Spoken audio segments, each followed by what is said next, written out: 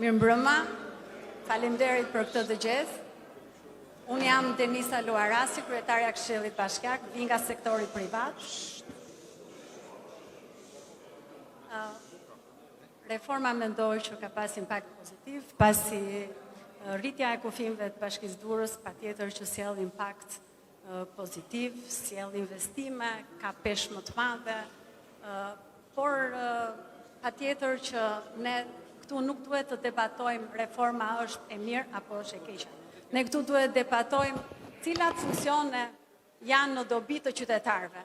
Dhe mendoj, shumë shkurt do t'i bie, do ta përfundoj, për shembull, procesi i legalizimit duhet i kaloj si kompetencë bashkisë, jo ai i regjistrimit, po procesi i legalizimit, sepse të gjithë qytetarët nuk e din dhe s'kam pse ta din që ky funksion i takon qeverisë apo i pushtetit vendor. Dhe mendoj që ky funksion duhet i kaloj patjetër bashkisë.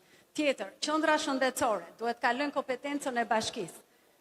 Arsimi para universitar, siç e tha dhe profesori, patjetër duhet i kaloj bashkisë, si dhe qendra rezidenciale që e fëmijëve me aftësi të kufizuar, që është në varësi të shërbimit social, duhet i kaloj Bashkisë Durrës, pasi ajo duhet të plotësojë në radhë të parë nevojat e qytetarëve Durrësit, qarku Durrësit e mandej në gjithë Shqipërinë.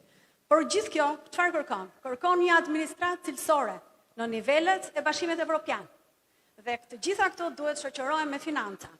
Dhe e fundit, të gjithë ne këtu që jemi, kam dhe fëmijët në shkollë, prezantohemi, jetojnë në Durrës, në portin më të madh në vend. Ndërkohë, Bashkia Durrës nuk ka asnjë përfitim, asnjë përqindje direkte nga të ardhurat e autoritetit portual Durrës, përveç se taksave vendore, që është normale, që janë pastrim, gjelbrim e tjera, si dhe pagat e punonjësve. Patjetër që Durrësi duhet përfitojë përqindje direkte nga të ardhurat e autoritetit portual Durrës. Faleminderit.